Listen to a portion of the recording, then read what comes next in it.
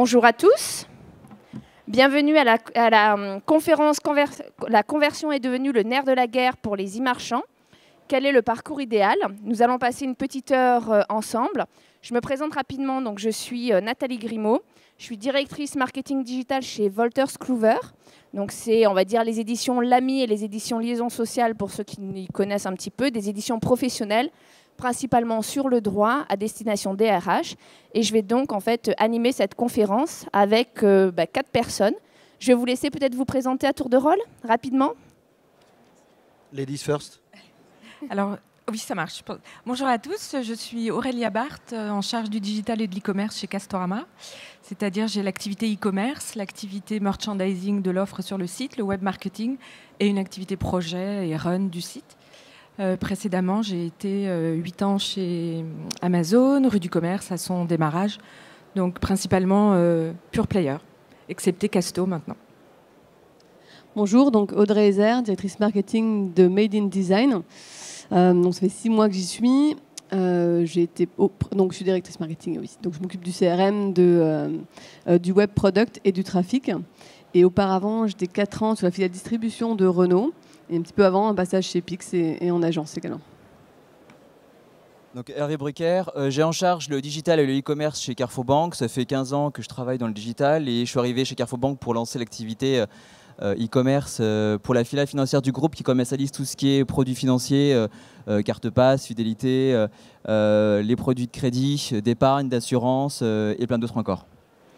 Et bonjour, moi je suis Gaël Duval, je suis fondateur d'un site qui s'appelle jechange.fr qui n'est pas dans l'échangisme mais dans le changement d'opérateur des factures. Donc on a essayé de prendre un nom sexy pour un truc que personne n'a envie de faire et de s'occuper, c'est de s'occuper des factures pour les changer. Voilà. Parfait, merci beaucoup. Alors je vais commencer en fait avec une petite question pour Audrey. Audrey, comment gérez-vous l'Uper Funnel ? Oui, donc on fait un travail en amont assez important sur tout ce qui est Upper Funnel pour maximiser tout le trafic entrant et optimiser la conversion une fois que les visiteurs sont sur le site. On a pas mal de leviers. Le plus important pour nous, comme pour beaucoup, ça reste le search. Le développement de shopping qui gagne pas mal de points ces derniers mois. Il y a un transfert un petit peu de budget du search vers le shopping. Et puis, on teste beaucoup les nouveautés de Google, genre DSA. Par exemple, vous avez une recherche sur un produit que vous n'avez pas en catalogue, et bien du coup, on va créer une landing page sur une thématique liée aux produits recherchés, par exemple. Après, on a tout ce qui est RLSA. Du Criteo, il y a les campagnes classiques Lower Funnel, donc où l'internaute est précédemment venu sur votre site, moins de 30 jours a mis au panier, mais des campagnes type mid-funnel qui sont très intéressantes aussi, puisque là, vous recyclez des internautes qui sont venus il y a plus de 30 jours, soit sur la fiche produit ou sur le site. Donc là, voilà, vous vous rappelez à eux. Donc les conversions sont plutôt positives aussi. Là-dessus, on a fait plus de 50% l'année dernière, avec moins de budget évidemment. Et puis, ce qui marche très très bien chez nous, qui génère le plus de CA, c'est les newsletters. Donc, on a pas mal de newsletters qu'on essaye de faire inspirationnels et relationnels en plus de, évidemment, transactionnels. On a une pression assez forte, puisque en période de Noël, on va jusqu'à 6 news par semaine. Néanmoins, on a des taux de désabos très très faibles et une récurrence du coup d'achat relativement faible dans notre secteur, mais qui performe bien. Et puis après, on a toute la transfo qu'on optimise sur le site, dont je parlerai, je crois, tout à l'heure. Ouais. Voilà, donc en fait, effectivement, avant tout, on commence par optimiser, je dirais, les campagnes web marketing que l'on peut avoir dans l'objectif déjà d'augmenter en fait son taux de conversion avant même d'arriver sur le site. C'est bien ça. Okay. Parfait. Alors, je vais passer en fait à Aurélia. Du coup, concrètement, Aurélia, quelles sont les actions que vous mettez en place sur votre site ou même avant le site pour pouvoir optimiser en fait le taux de conversion? Alors, de notre côté, moi j'ai l'habitude de diviser les sujets sur lesquels travailler en 5 thématiques. Il y a le merchandising, donc la façon de présenter les produits. Il y a le web marketing, bien sûr, la façon d'acquérir et de fidéliser le trafic. Il y a l'UGC, donc le User Generated Content, c'est-à-dire les écrits générés par les consommateurs eux-mêmes. Il y a l'ergonomie de vos expériences. Et ensuite, tous ces sujets-là, je les divise ensuite entre des basiques à faire, des intermédiaires à faire et des fonctionnalités plus sophistiquées. Et dans 5 ans, je ne mettrai pas la même chose dans les basiques, les intermédiaires, les sophistiqués, tout simplement parce que les choses changent énormément. Donc je voulais prendre 2 exemples. Un premier exemple en UGC, donc en User Generated Content. Vous avez ce qui est aujourd'hui un basique, mais qui a été inventé fin des années 90 par Amazon, sont les ratings et reviews. Donc les commentaires et les notations de produits, où vous laissez le droit à vos consommateurs d'écrire ce qu'ils pensent, négatif ou positif, de vos produits. De manière générale, les fiches produits qui ont des ratings et reviews convertissent mieux que celles qui n'en ont pas. Donc on gagne des points de conversion tout simplement comme ça déjà. Si vous prenez l'UGC à un niveau plus avancé, vous avez par exemple des sites qui ont des super reviewers, c'est-à-dire qui identifient parmi leurs clients des gens qui sont passionnés, qui sont promoteurs et qui peuvent leur envoyer vous pouvez leur envoyer des produits pour les faire tester. Et ces gens-là, leurs ratings et reviews sont identifiés comme étant des super users. Qu'est-ce qui se passe? Les fiches produits qui ont des commentaires et des notations de ces super users identifiés et présentés comme tels convertissent mieux. Ça, c'est une manière plus avancée d'utiliser l'UGC. Et ce que je mettrais dans la case sophistiquée à aujourd'hui, mettons, c'est tout ce qui est chat communautaire, par exemple. C'est-à-dire les petits pop-up que vous pouvez trouver sur les sites de Leroy Merlin, Voyage SNCF, Blablacar, etc., qui vous disent « Est-ce que vous avez une question ?» Vous posez votre question, et au lieu d'être tout seul sur Internet devant votre site, vous pouvez poser une question à un internaute ou, si vous préférez, au service client. Comme vous pouvez poser des questions à des internautes qui se sont inscrits sur une plateforme pour être ambassadeurs ou répondants, si vous voulez, vous parlez à d'autres utilisateurs, à des gens comme vous, et donc vous faites plus confiance à leurs réponses. Donc ça, c'est une autre manière de faire. Qu'est-ce qui se passe? Les sites qui ont implémenté du chat communautaire, on gagne du point de conversion. On évite les abandons. Quelqu'un qui ne trouve pas ce qu'il cherche sur un site, à 25%, il abandonne. Et à 75%, heureusement pour nous, il n'abandonne pas. Il va essayer de trouver la réponse.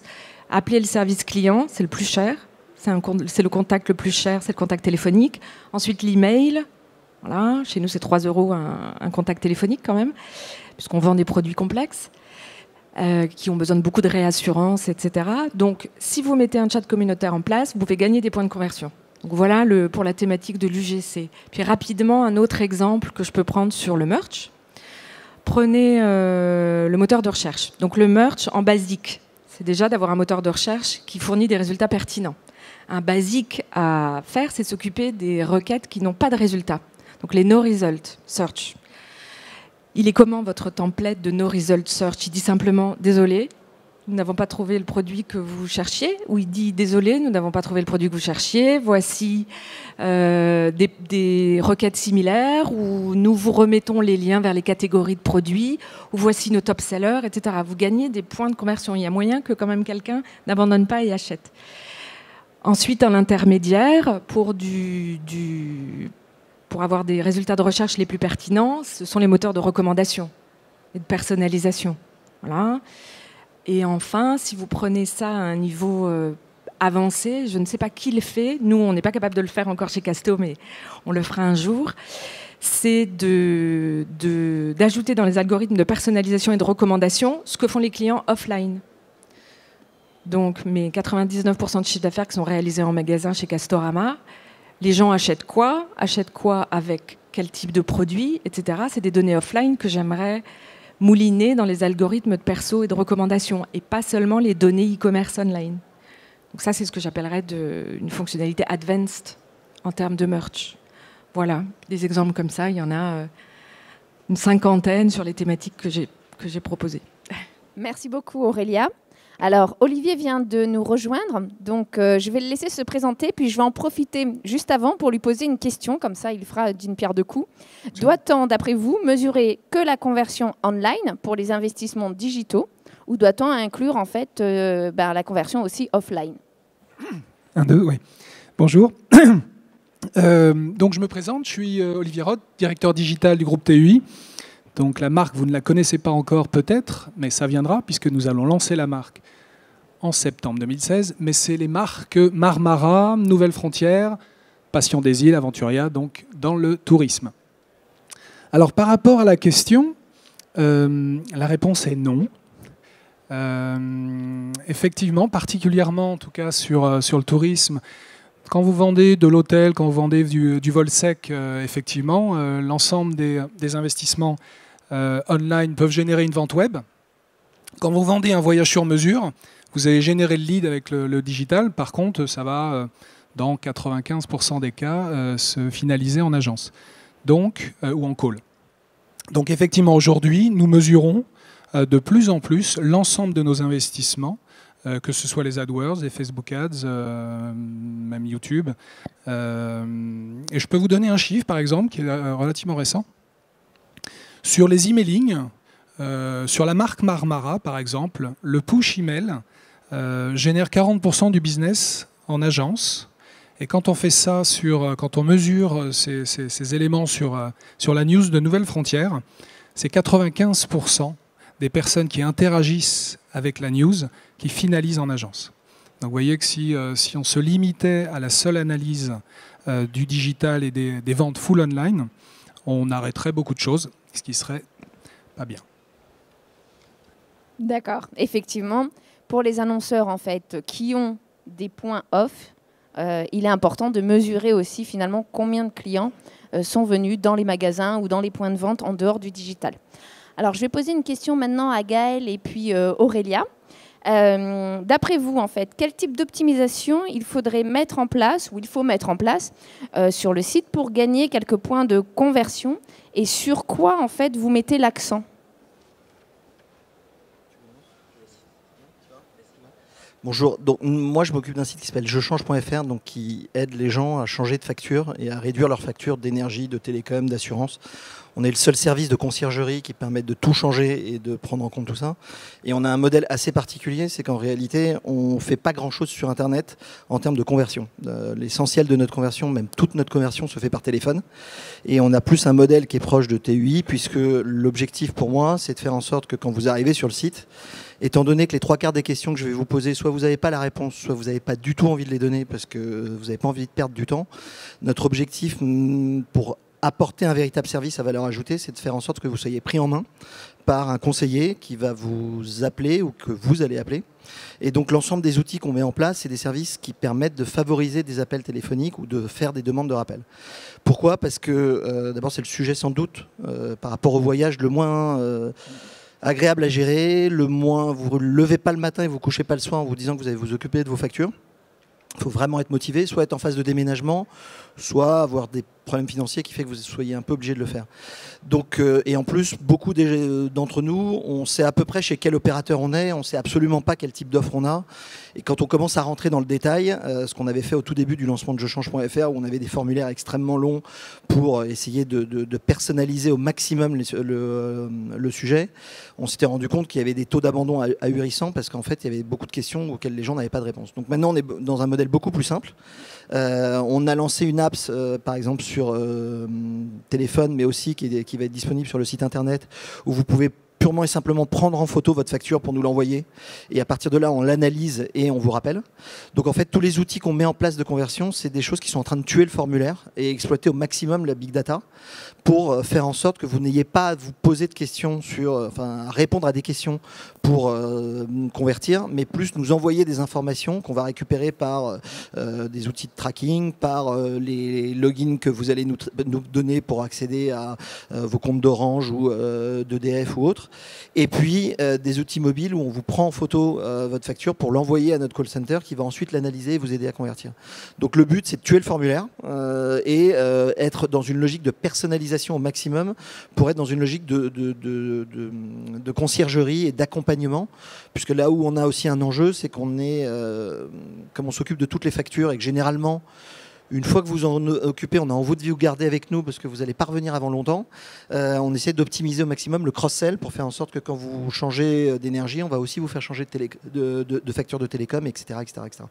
Donc en fait, nous, la manière dont on intègre des réflexions sur la conversion, c'est comment on peut renvoyer le plus rapidement possible vers le call center pour vous prendre en main et vous aider à le faire. Voilà. D'accord. Alors de mon côté chez Castorama, donc tout à l'heure je vous avais listé des thématiques sur lesquelles on travaille pour gagner des points de conversion online. Je crois que j'en avais oublié la 5e, qui est le commerce en fait. Donc c'est plutôt de celle dont je vais parler, sur laquelle on s'est concentré pas mal ces 2 dernières années. Donc prenez le site de Castorama, vous avez 55 000 produits proposés, dont 21 000 seulement proposés malheureusement en livraison à domicile. Donc évidemment, sur les autres fiches produits, vous n'avez pas de bouton acheter, donc je n'ai aucune chance de convertir sur des fiches produits qui n'ont pas de bouton acheter, de convertir en ligne. Après, on considère qu'on a un tiers. La mission principale du site, c'est d'emmener en magasin et de convertir en magasin. Bon, néanmoins, si je reviens sur la conversion online, donc le PNL e-commerce, ce qu'on a fait l'année dernière, l'année d'avant, c'est d'étendre la sélection e-commerce proposée en livraison à domicile. C'est très basique, c'est vraiment du commerce basique. J'augmente le nombre de mes boutons d'achat, je gratte des points de conversion. Autre chose qu'a fait Castorama, et ça c'est assez génial de travailler dans une enseigne qui a des points de vente, c'est le drive. Donc, qui est un concept inventé par la GSA française, que les Anglais n'appellent pas du tout drive, qui ne comprennent pas ce que ça veut dire, parce qu'ils appellent ça click and collect. Castorama a lancé le drive en 2014, 14 magasins sur 102. Déploiement l'année dernière, on est arrivé à 59 magasins sur 102 en drive. Évidemment, le drive permet d'ouvrir la sélection e-commerce, parce que si vous sélectionnez un magasin qui a le drive, j'ai d'un seul coup des boutons achat qui apparaissent sur toute la sélection qui est en stock dans ce magasin. Donc, j'ai gagné plus d'un tiers de chiffre d'affaires sur une seule année avec seulement 59 magasins. Donc c'est basique, c'est du commerce, mais c'est un moyen d'augmenter le taux de conversion. Ensuite, ce que nous allons travailler dans a priori l'année prochaine, qui sera l'année de lancement d'un nouveau site, encore une fois des basiques du commerce, mais si vous allez sur le site de Castorama, pas de paiement PayPal. Je suis sûre que je gratte un petit point de conversion en proposant PayPal. Pas de livraison en point relais. Je sais d'expérience précédente qu'il y a des gens qui ne commanderont pas parce qu'il n'y a pas la livraison en point relais. Donc, je vais gratter des points de conversion. Donc, voilà, on appelle ça du commerce. Et encore une fois, il y a des basiques. Là, j'ai beaucoup parlé de basiques. Il y a des basiques, il y a des intermédiaires et il y a des façons avancées. On va aussi travailler des extensions de gamme sur le site. Prenez des échelles, par exemple. Allez chez Castorama, ramenez une échelle dans votre voiture. Bon courage. C'est le type d'extension de gamme ou d'offre qui devrait être mise en avant sur un site web avec une livraison à domicile. Bref, voilà. Donc un certain nombre de basiques en commerce, d'intermédiaires et de points plus sophistiqués à travailler. Merci beaucoup. Alors Hervé, je vais vous demander en fait quels sont les enjeux et les freins de la conversion online dans la banque et l'assurance en ligne pour vous. Alors déjà dans le contexte, il faut comprendre que beaucoup de gens utilisent la banque en ligne aujourd'hui. On a vu les dernières années des chiffres de croissance d'utilisation de la banque en ligne avec des chiffres des taux de croissance monstrueux, des baisses de trafic aussi en agence. Côté Carrefour Banque, où on en est, on a à peu près 30% des ventes qui sont faites via le digital aujourd'hui. On a quand même 220 agences bancaires que vous retrouvez dans les hypermarchés et un gros call center, mais le digital prend du poids. Pour pas mal de banques, aujourd'hui, le premier point de contact, c'est le mobile. C'est plus l'agence, c'est plus le face-à-face. Donc on a un gros enjeu de conversion, de développement du service derrière. Après, la difficulté dans la banque, c'est que le parcours client, c'est un parcours du combattant. On a des process ultra complexes, il faut les simplifier, on a des longs formulaires, on a beaucoup de champs à remplir, on a le besoin d'authentifier le client, on a des justificatifs à demander, il y a pas mal de ruptures de chaîne de conversion aussi dans le canal où je démarre sur Internet, il faut que je renvoie mes pièces par courrier, donc c'est très complexe. Après, il y a la partie aussi produit. C'est presque aussi complexe que les produits de Casto, mais c'est pareil, hein, vous avez des produits d'assurance vie, vous avez des produits d'assurance, qu'est-ce qui est couvert, pas couvert, donc il faut simplifier, il faut rendre lisibles ces produits-là. On a aussi beaucoup de mentions légales, il faut jouer avec, donc il faut être transparent pour le client, et puis bien travailler la mise en forme de ces textes-là. Et puis ce qu'on sait aussi pas mal, c'est que dans le parcours bancaire, un prospect qui vient sur votre site a très peu de chances de revenir s'il abandonne au cours de route. Donc il est à 2 clics du concurrent et c'est très dur de le rattraper. Donc il faut travailler tous ces parcours-là. On a aussi une forte concurrence. On a les banques traditionnelles, les assureurs qui mettent enfin le paquet sur la partie digitale. Ils investissent énormément. On a les pure players qui sont déjà bien en place. Et puis on a les fintech. Donc il faut qu'on fasse avec tout ça. Alors la chance qu'on a, c'est qu'on est challenger. On a une belle marque, Carrefour. On a de beaux produits. On a un bon positionnement tarifaire. On a aussi des coûts d'acquisition qui sont très élevés. Le CPC, par exemple, pour le mot-clé rachat de crédit, c'est 15 €, donc il faut le rentabiliser. On a des CPL qui vont de 10 à 150 € en fonction des produits, c'est compliqué. Après, on a des paniers moyens qui sont de 15 000 €. Donc ça justifie l'investissement. Donc après, la question, c'est comment on gagne des points supplémentaires. Donc déjà, dans la conception des parcours et dans le design d'expérience, il faut absolument raisonner persona. Il faut réfléchir customer journée, il faut raisonner mobile first aujourd'hui. On n'a plus le choix, on a 30 à 40% du trafic qui passe par le mobile. Et puis il faut travailler des parcours où depuis que quand je me renseigne, je simule un crédit via mon mobile, qu'est-ce que je propose comme parcours? Si je propose le formulaire complet, c'est compliqué, je suis dans le métro, je ne vais pas remplir mon formulaire. Par contre, si je propose du click to call, de la prise de rendez-vous, et ensuite que je collecte le lead, que je fais bien mes process de relance automatisés, là je gagne des points de conversion. Ensuite, il faut tenir compte des feedbacks clients. C'est un basique, mais on fait des études quanti, quali, on mesure la satisfaction client, on a des baromètres, le NPS. On interroge régulièrement les experts, c'est les conseillers, les gens qui travaillent dans le service réclamation, le community manager, pour collecter plein d'informations pour optimiser le parcours. Quand on a dit ça, il faut aussi qu'on se structure. On se structure en mode agile, avec des équipes assez souples, pour être en capacité de rapidement mettre en œuvre les transformations, les ajustements dans le contenu et dans les parcours. Et il faut être capable de travailler un peu en mode laboratoire, en mode test, pour vite réajuster les parcours. Par exemple, trouver les meilleurs moments pour cibler, relancer nos clients. Et ensuite, il y a la partie data. On a beaucoup de data dans la banque, on a beaucoup de data aussi dans l'univers de la grande conso. Ce qu'il faut, c'est être en capacité de les collecter et les exploiter. Donc, chez Carrefour, on se dote d'experts. On a une grosse équipe BI, mais il faut aussi avoir des bons data scientists, des bons data analystes, des business analysts, des développeurs qui sachent faire mouliner tout ça et exploiter la donnée pour faire de la DMP, de la programmatique, etc. Bref, il faut avoir dans vos équipes, ce que je recommande, c'est d'avoir des collaborateurs seniors, spécialisés, dédiés à la transformation, au parcours client et à l'expérience utilisateur. Voilà. Merci beaucoup. Alors, je vais poser la même question du coup à Audrey. Comment faites-vous, vous, en interne, pour optimiser vos points de conversion? Okay. Donc, en complément de ce qu'a dit Hervé, sur le site, donc il y a déjà énormément de travail entre les différentes équipes, édito, merchandising, market et produits et achats. Donc il y a tout ce travail de merch effectivement qu'on a déjà vu. On a un outil qui s'appelle Threadhopper pour le merchandising. Donc la search bar est très importante. Elle est utilisée par, je crois, bref, peu de visiteurs au final, mais elle transforme plus de 10 fois ce que fait un visiteur qui ne l'utilise pas. Donc l'idée de nous, c'est déjà de la mettre plus en avant. Et puis, les produits qui ressortent suite à la recherche sont définis selon des règles des métiers. Après, comme ce qu'a dit Gaëlle aussi, ce qu'a dit Aurélia, il y a... donc sur le merchandising, on a une merchandiser qui est à la base styliste et qui va mettre en avant régulièrement les nouveaux produits et les meilleurs produits sur les résultats. Et on a tout ce qui est utilisation des facettes. Donc ça va du prix, du coloris, de la matière. Et on a fait déjà un gros travail sur les facettes prix, par exemple. On les revoit toutes par univers. Si je vous prends l'univers mobilier, je ne suis pas revenue en fait dessus, mais Made in Design, en fait, on est un pure player de vente de produits immobiliers, déco, aménagement, design. Donc on a 250 marques, 350 marques et 35 000 produits et 2500 designers.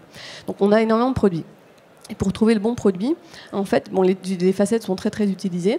Et sur la facette prix de l'univers mobilier, par exemple, on avait plus de 10 variables produits. Donc on a mis les basiques en place qui sont déjà une fourchette moins de X euros.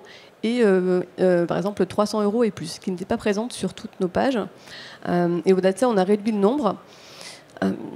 Et parce que, par exemple, on avait une facette où il y avait 2-3 produits, donc aucun intérêt. Donc on a vraiment agrégé tout ça, ce qui nous a permis de gagner plus de 30% de transformation. Donc il y a déjà ça C'est assez important à faire.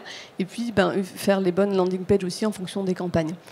Ensuite, côté organisation interne, on a des statistiques tous les jours sur la page d'accueil et puis les différents dossiers qu'on a qui sont importants pour nous, comme Outdoor en ce moment, Noël, les soldes. Et puis, en fonction de l'actualité du moment et des concurrents, on a une veille prix très très importante par rapport à nos concurrents quotidienne. On peut décider quelque chose le matin et le changer en cours de journée une ou deux fois en fait, en fonction du chiffre de la journée. Qu'est-ce que j'avais prévu d'autre ouais, donc c'est vraiment aussi un travail de réorganisation et d'agilité permanente par rapport à ce qui se passe au quotidien sur le site et vis-à-vis de nos concurrents. Voilà. Après, merci beaucoup. Alors, je vais en profiter, on a une petite question. Donc, Olivier et Gaël, comment faites-vous en interne pour développer et optimiser vos points de conversion ? Alors en interne, c'est un gros travail, particulièrement dans l'industrie du tourisme, puisqu'on passe d'une stratégie produit et qu'on est en train de basculer juste en ce moment à une stratégie, et je ne parle pas que de TUI, c'est global, à une stratégie client. La première chose pour améliorer vous allez voir que là on va être vraiment dans les basiques, mais la première chose qu'on est en train de mettre en place, c'est d'offrir le bon produit, le produit qui est recherché. Je prends un exemple. En ce moment, malheureusement, la Turquie, la Tunisie, le Maroc, dans une moindre mesure, sont des produits qui sont difficiles à vendre. On est engagé. Et la production, par exemple, voulait absolument qu'on pousse ces produits parce que quand l'hôtel n'est pas rempli, ça nous coûte. Sauf que la Turquie, malheureusement, en ce moment, personne n'en veut. Donc, c'est à nous d'expliquer à la production que aujourd'hui, et ça, on fait des analyses, par exemple, sur les requêtes Google, qui nous permettent de savoir ce que le client est en train de chercher en ce moment. Et du coup, on va pousser beaucoup plus ces produits, tout en continuant à travailler sur la dimension prix, puisque particulièrement sur le marché français dans le tourisme, quand on le compare aux autres sources market du groupe, on est sur une dimension encore de canal de distribution vraiment axé sur la dernière minute et sur la recherche du prix. Donc on fait un mix de l'offre qu'on va pousser, et puis du prix. Voilà un premier exemple. Le deuxième exemple, je suis arrivé un peu en retard, mais j'ai entendu qu'il y avait de la communauté, c'est on met en place effectivement, donc on a nos agents de voyage qui avaient l'habitude de travailler en agence classique, aujourd'hui sont utilisés pour chatter, sont utilisés pour répondre au téléphone, puisqu'on a un virtual call center. Et le chat, par exemple, fonctionne extrêmement bien, puisque je ne vais pas trahir de secret, mais sur un site de tourisme, dans le package, le taux de transformation est inférieur à 1%. Quand on tourne à 0,53, on est pas mal. Quand vous mettez en place le chat et que derrière vous avez des personnes qui sont compétentes, vous pouvez monter jusqu'à 6-7%. Donc voilà un moyen très facile d'aller chercher des points de conversion. Alors nous, c'est un peu différent, même si il n'y a pas de recette magique, c'est beaucoup de test and learn, d'être pratique, mais on n'a rien pour faire rêver, parce que j'ai pas de photos d'hôtel, de mer bleue et de trucs sympas, puisque j'ai que des photos de factures, et en plus on n'a pas la main sur le produit, même si on a des offres exclusives parfois sur jechange.fr avec des opérateurs avec qui on fait des partenariats pour avoir des offres sur Direct Energy, Eni ou autres, ou même SFR. Mais on n'a pas des trucs qui font rêver. Donc nous, nos outils et nos moyens d'améliorer la conversion, c'est surtout sur ces services d'accompagnement, de prise en main, d'aide à la résiliation, de conciergerie, de conseils, sur lesquels on a énormément de points d'amélioration et de points sur lesquels on travaille. Et l'autre sujet, c'est aussi d'être beaucoup sur des notions d'urgence, parce qu'il y a beaucoup de gens qui parfois, pour des raisons de déménagement, ont juste oublié qu'il fallait ouvrir un compteur pour avoir de l'électricité chez soi. Ça paraît con, mais il y en a qui oublient. Ou qui n'ont pas d'assurance habitation quand ils prennent les clés auprès d'un bailleur, alors que c'est obligatoire. Donc c'est des choses comme ça sur lesquelles on est extrêmement présent et sur lesquelles on arrive avec de la réassurance, avec du wording, de la conception-rédaction et avec des changements de formulaire à optimiser ça. Mais on n'est pas dans le rêve, donc pas du tout. Alors Audrey, Comment faites-vous en fait en période de forte saisonnalité pour assurer un maximum de conversion? Quelle est l'orchestration en fait que vous mettez en place? Alors chez nous en interne, par exemple, si on part de notre période la plus forte qui est Noël, où là on développe beaucoup le chiffre sur les accessoires. Déjà à partir de septembre, donc l'équipe achat commence à rentrer de nouveaux produits. Habituellement, on rentre quelques centaines de rêves par mois. Là, on va facilement doubler le nombre de nouvelles références. On est en flux tendu et on a aussi en stock les meilleures ventes chez nous. Et puis après, voilà, c'est vraiment un travail quotidien des équipes sur tous les différents leviers et une optimisation continue en fonction des retours qu'on a sur les emails. On va pousser effectivement. Alors sur le côté email, nous on a 6 segments mail, 6 segments de clients qui évoluent aussi au fil du temps. Au début, on est plutôt un petit peu type Alessi, Cosiol, les petits accessoires pas chers, et puis on passe par du scandinave et on termine à la cinquantaine sur du plutôt de l'italien. On a ces triggers-là aussi d'abandon de panier, etc. On a aussi une solution qu'on utilise sur nos cibles les plus appétantes pour pousser le produit du moment ou sur lesquels on estime que la transfo va se faire. Et voilà un petit peu ce qu'il en est sur l'organisation un peu interne de l'entreprise, sachant que voilà, c'est vraiment un travail quotidien, à la fois sur les bannières, sur les produits, sur les prix. Et voilà, on pousse de nouvelles choses assez régulièrement.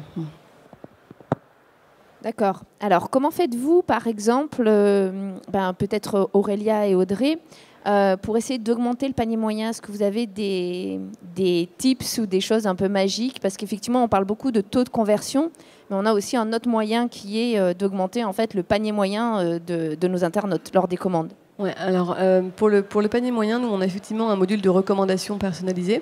C'est quelque chose qu'on va intégrer dans les emails prochainement, et puis c'est présent sur les fiches produits. C'est quelque chose qu'on a aussi en fonction du type de produit et du montant sur la page panier. On va pousser effectivement des produits complémentaires pour faire un peu de cross-sell ou d'upsell. Et on a aussi chez nous un personal shopper qu'on va mettre en avant pour améliorer effectivement le volume par exemple de produits mis au panier. Donc ce personal shopper, lui, son rôle, c'est effectivement d'augmenter le panier moyen. Donc voilà, il a ce rôle un petit peu de push à la transfo et un rôle de conseil sur l'aménagement, par exemple, d'une pièce ou autre. Juste, je termine aussi, excuse-moi Aurélie. On va mettre aussi en place là, dans les jours qui viennent une thématique UGC, puisqu'effectivement ce qui transforme le mien, c'est ces contenus internautes et clients. Donc là l'idée c'est de mettre sur nos fiches produits et créer une page galerie. Voilà, en gros je suis client, je suis content de mon produit, je le prends en photo et je le partage sur les réseaux sociaux, Instagram, Facebook, etc. Et nous on peut le récupérer pour agrémenter les fiches produits, qui donnent un côté un peu plus vivant et un peu plus vivant en fait que nos fiches produits avec des produits détourés, même si les fournisseurs nous fournissent aussi des photos d'ambiance. C'est quand même différent de quand moi, internaute, j'ai acheté mon produit et que je partage un petit peu ce qui se passe chez moi. Alors du côté de Castorama, déjà le panier moyen sur le site, il est plus de 2 fois supérieur. J'ai démonté le micro, je crois. Chez Castorama, déjà, c'est intéressant de noter que le panier moyen est plus de 2 fois supérieur sur le site à ce qu'il est en magasin. En fait, le mix produit est assez différent. La raison est assez simple. Encore une fois, le site ne vend pas tous les produits. Donc, typiquement, des ampoules ou des petits sachets de vis à 2,50 €. Impossible d'avoir une rentabilité sur ce type de produit. Donc, pour le moment, le site ne les propose pas en livraison à domicile, mais les propose en drive. Donc, j'ai un panier moyen à 190 € environ. Alors, pour augmenter ce panier moyen, j'ai envie de dire, pour le moment, malheureusement, nous évoluons dans un univers un peu contraint. D'une part, pour des bonnes raisons qui sont que le site doit refléter les prix et les offres du magasin. Donc, je n'ai pas d'activité promotionnelle différente des promotions nationales, donc des baisses de prix ou des réductions de prix ou des ODR, etc., qui sont faites en magasin. Donc ça c'est contraint, mais pour des bonnes raisons, qu'un client ne soit pas perdu entre un Castorama et un site Castorama. Les deuxièmes contraintes sont un petit peu frustrantes, mais vont évoluer dans le temps. C'est plus tout ce qui est contrainte de système, la plateforme. Le site de Casto est sur ATG, une version un peu ancienne, qui n'a pas beaucoup évolué fonctionnellement parlant.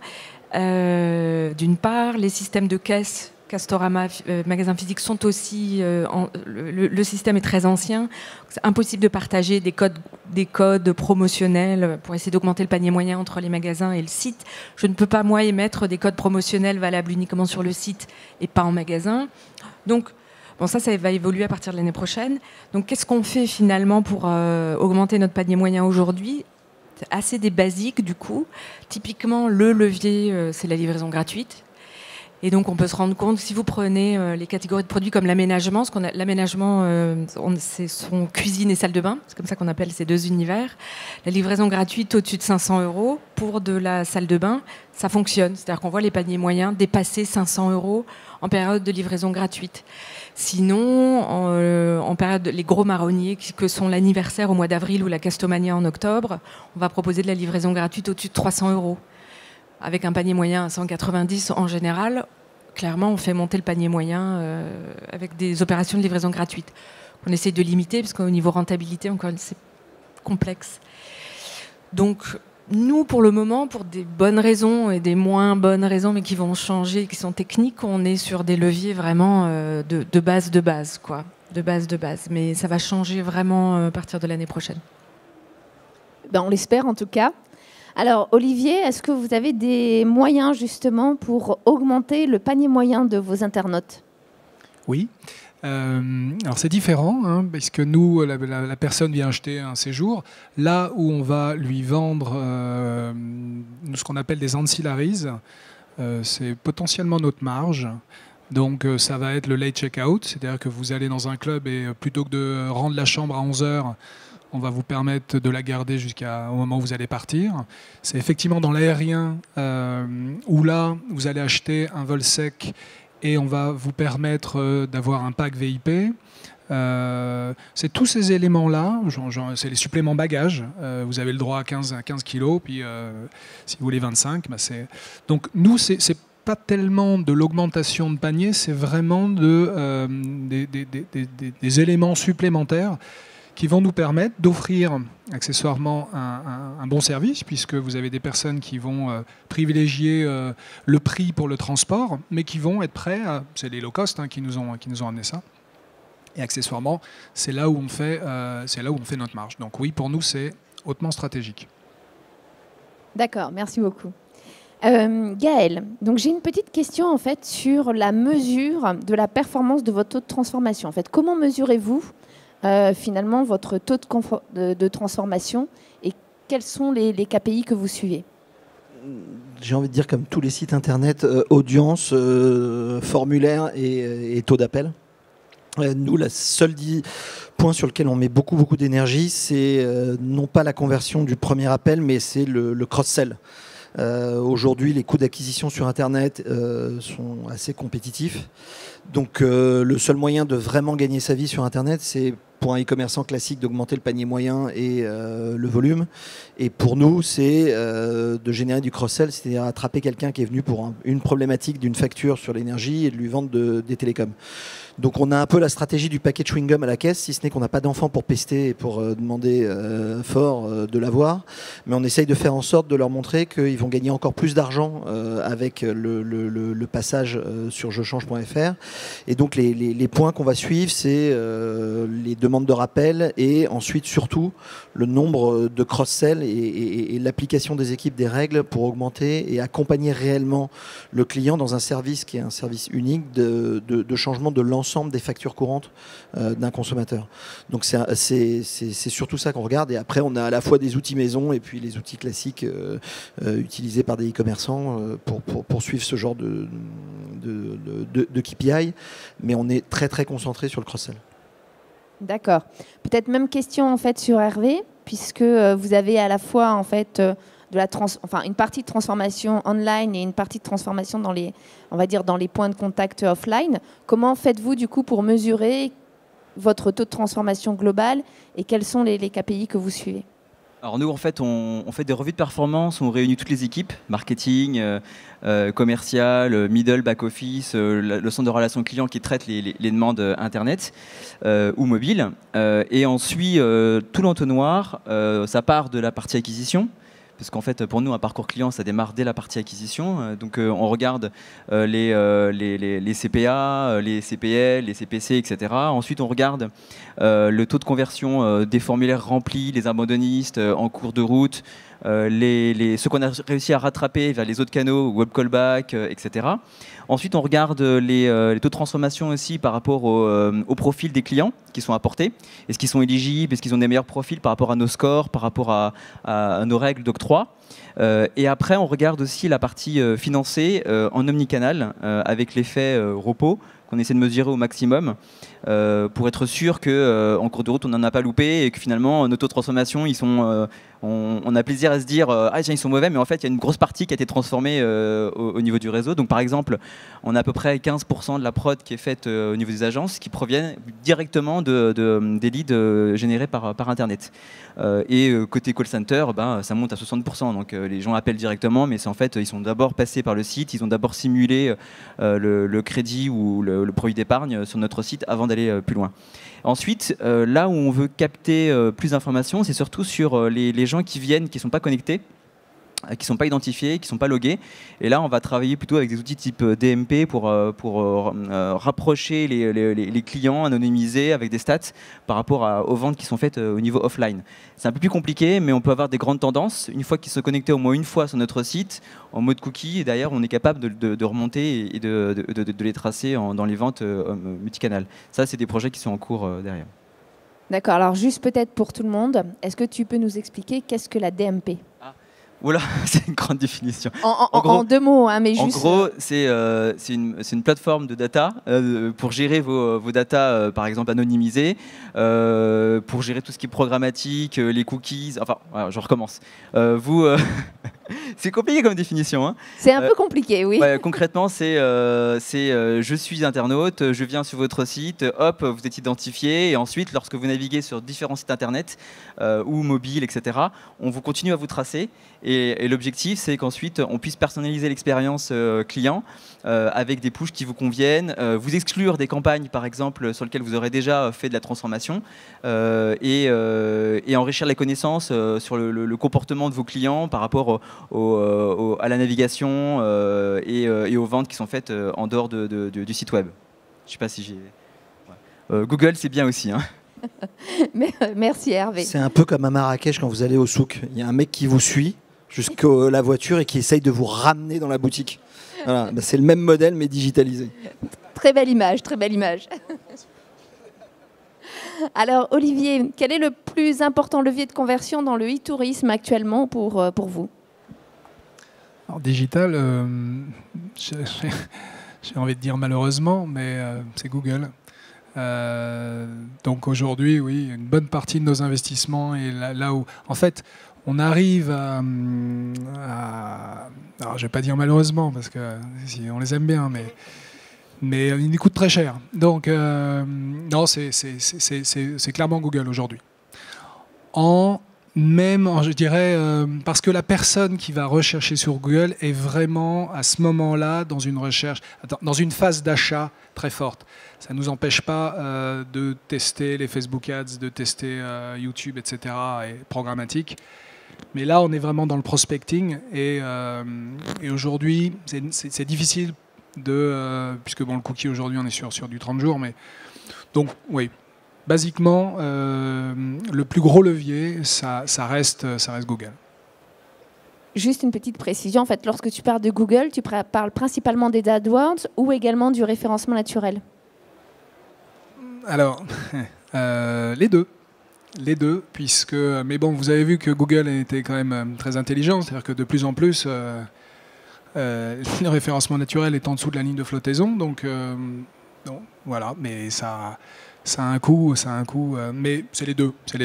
On n'est pas Google dépendant, fort heureusement, parce que ça, c'est d'autres problématiques. On a des marques très fortes. Ça n'empêche que quand on va aller chercher de la progression, c'est souvent là où on va investir de façon plus importante.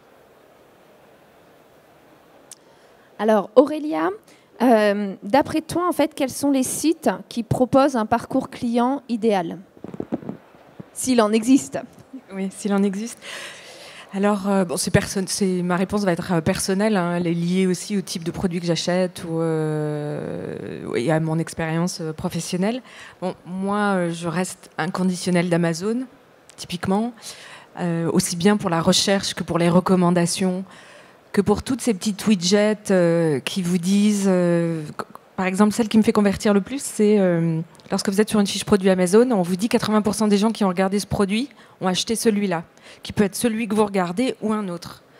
Je me rappelle du lancement de cette fonctionnalité, j'étais assez bluffée. Amazon, c'est quand même une boîte qui innove en permanence, et quand vous y travaillez, vous ne savez pas du tout qu'il y a 10 000 projets qui sont en cours, et puis d'un seul coup, une innovation sort. Donc moi, ça reste quand même beaucoup Amazon pour l'expérience front office et pour la partie service client. Tout ce qui est remboursement, tout ce qui est garantie A to Z sur les offres marketplace. Ensuite, je dois dire que je suis assez intéressée par ce que fait Zalendo, typiquement, mais sur des types de fonctionnalités comme le look complet. C'est-à-dire que vous êtes sur une fiche produit qui va vous proposer un vêtement, une chaussure, etc. Mais ce qui est intéressant, c'est le look. Ce qui est intéressant, si le look vous intéresse, c'est de pouvoir tout de suite aller vers les fiches produits ou les boutons achats des produits qui sont sur ce look. Donc il y a des choses comme ça qui je trouve, encouragent énormément à rester sur le site et et à avoir un nombre de pages par visite très important, et qui vont vous encourager à convertir. Voilà, par exemple. Ce sera 2 exemples assez personnels, mais... D'accord. Alors, dernière question que j'ai posée un peu en fait à tous les intervenants. D'après vous, quel est le parcours client idéal, s'il en existe un? On va commencer peut-être par Hervé. Alors, en fait, nous, on considère que le parcours client démarre dès les premiers pushs, ou lorsque le client, lui, fait ses premières recherches en mode pool. Donc du coup, il faut vraiment optimiser le levier d'acquisition, faire en sorte qu'on ne se trompe pas, qu'on investisse bien. C'est par exemple mieux cibler les profils clients, ceux qui sont les plus éligibles, ceux qui sont les plus performants, les intentionnistes, il faut savoir les détecter. Il faut personnaliser les parcours au maximum, choisir les meilleurs supports, les meilleurs formats, les meilleurs partenaires avec qui travailler, ceux qui vont être les moins chers en commission, et puis affiner les modèles d'attribution, les budgets, les coûts d'acquisition. Il faut fluidifier le parcours client. Le client doit être le plus autonome possible dans sa souscription. Donc là, ça passe par une optimisation sans cesse de l'ergonomie, avec de l'A/B testing, de l'eye tracking pour améliorer les parcours. Il faut hiérarchiser l'information. Il faut qu'on travaille l'affordance dans les services. J'aime bien les mots compliqués, mais voilà. Google aussi, ça marche bien. Et puis, tout ce qui est rassurance aussi. Comme c'est des produits très complexes, il faut une bonne foire à questions, il faut des zones de rassurance sur qui on est. Et puis, dès qu'il y a un décrochage, bien accompagné en ligne, on l'a déjà dit, hein, le chat, c'est le chat, click to call, la prise de rendez-vous en agence pour rassurer. Et surtout, permettre aux clients de revenir facilement, rapidement. Proposer par exemple des solutions de save and retrieve, je démarre, je sauvegarde, je reprends. Le client doit pouvoir aussi être reciblé d'un point de vue publicitaire, mais d'un point de vue, sans abuser non plus, hein, avec des rappels pertinents. Et puis en résumé, en fait, un parcours client idéal, c'est un parcours qui est pour nous fluide, sans couture, rentable, et cerise sur le gâteau qui arrive à contribuer à la satisfaction client. Voilà. Olivier? Il a tout dit. Non, c'est effectivement le parcours qui va, en fonction de la problématique du client, lui répondre à sa problématique. Donc effectivement, c'est clairement pour moi un parcours omnicanal. Quand je dis omnicanal, ça intègre le téléphone, bien sûr. Hein. Donc même les pure players aujourd'hui, il y en a très peu qui ne sont que digitaux. Et puis, c'est effectivement, en fonction de la problématique, la personne doit trouver facilement, simplement et le plus rapidement possible la réponse à laquelle il est venu chercher une réponse.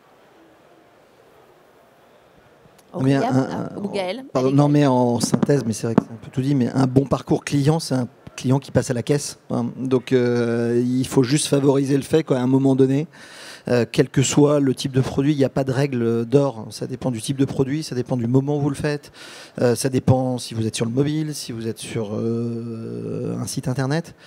Donc le bon parcours client, c'est de prendre en compte une multitude de choses qui sont où le diable est dans le détail, parce que tout est à regarder, mais le but du jeu, c'est effectivement le plus rapidement possible rendre un service et passer à autre chose. Donc voilà.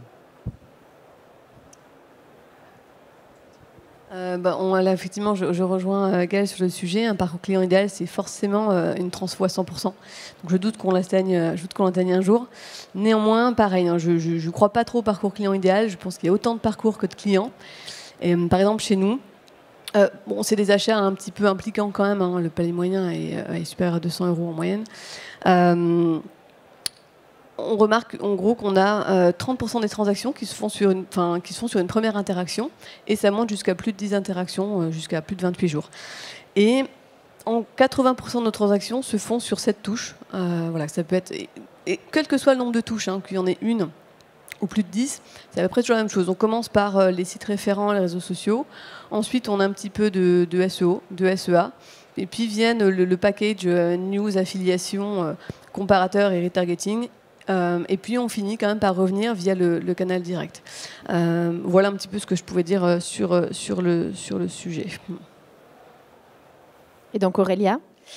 Alors du coup, de mon côté, je répondrai de la manière suivante. Pour moi, le parcours client idéal, en fait, existe, si vous voulez, dans la mesure où je pars d'une personne qui a un besoin, changer une ampoule cassée, ou un désir, rénover sa cuisine, ou une idée, j'ai vu une image d'inspiration d'une terrasse et j'aimerais bien réussir à faire quelque chose de la mienne.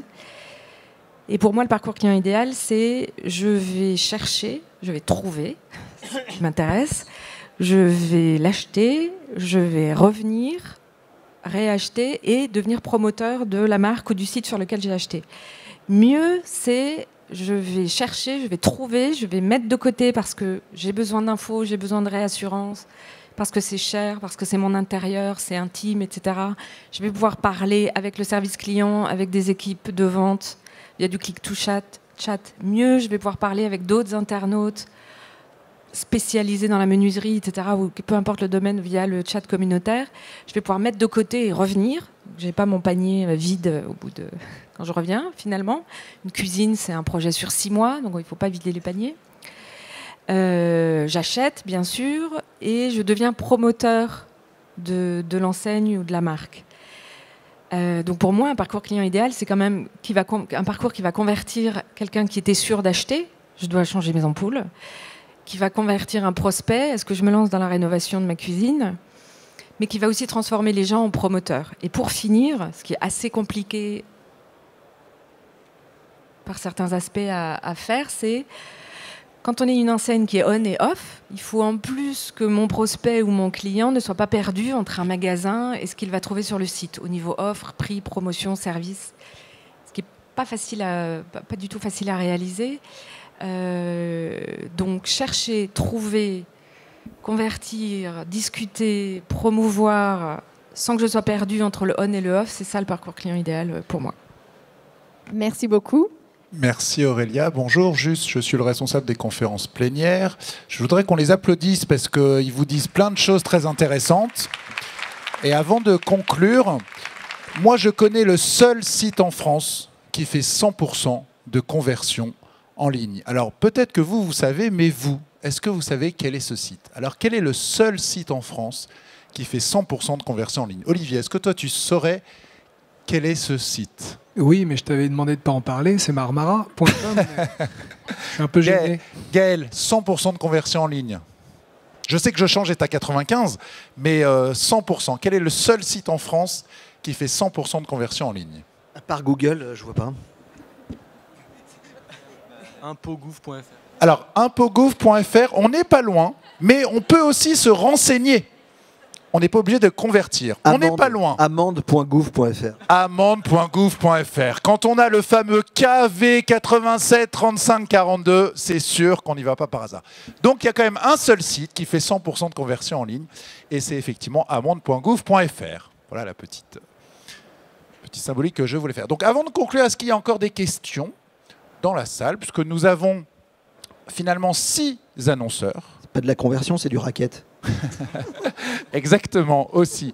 Donc 6 annonceurs, des praticiens, des professionnels. Ce ne sont ni des prestataires, ni des consultants, ni des agences. Ce sont des annonceurs. Donc est-ce que vous avez des questions? Nathalie offre une bouteille de champagne à la meilleure question. Qu'en penses-tu, Nathalie?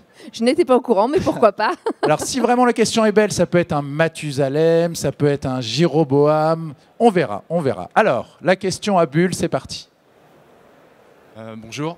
Donc moi, j'aimerais revenir sur ce que vous avez dit là, sur les revues de performance entre différents métiers, parce que je pense que les techniques web, on peut tous les acheter ou les prendre là, dans un salon. Mais je pense que le plus difficile, c'est la partie humaine. Et je voudrais savoir comment vous avez amené ces transformations culturelles. Alors déjà, c'est vraiment pas évident parce qu'en fait, j'ai pas en lien hiérarchique direct les différentes équipes qui traitent le back-office, enfin les demandes Internet. Donc il fallait, par un moyen par un autre, en tant que responsable des ventes qui sont faites d'origine digitale, de réunir tout le monde autour d'une table et puis de discuter et se dire quelle est la responsabilité de chacun. Et, donc du coup, il fallait faire déjà... les premières réunions, c'était, on explique ce que c'est qu'un CPC, un CPA, un CPL, c'est quoi Google, c'est comment ça fonctionne, la pub sur Internet. Et il fallait donner du sens sur les coûts d'acquisition qui sont importants et le rôle que chacun avait dans sa mission, donc le conseiller commercial, le responsable du call center, le responsable de la cellule octroi, etc. Leur responsabilité, leur part de responsabilité dans toute cette chaîne qui fait qu'on fournit une expérience utilisateur de bout en bout qui doit être la plus propre, la plus fluide, la plus simple, la plus rapide au global. Donc c'était d'abord la première réunion éducation, pédagogie.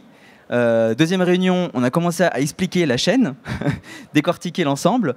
Troisième réunion, on a commencé à émerger des plans d'action, des pistes d'amélioration et une feuille de route pour chacun.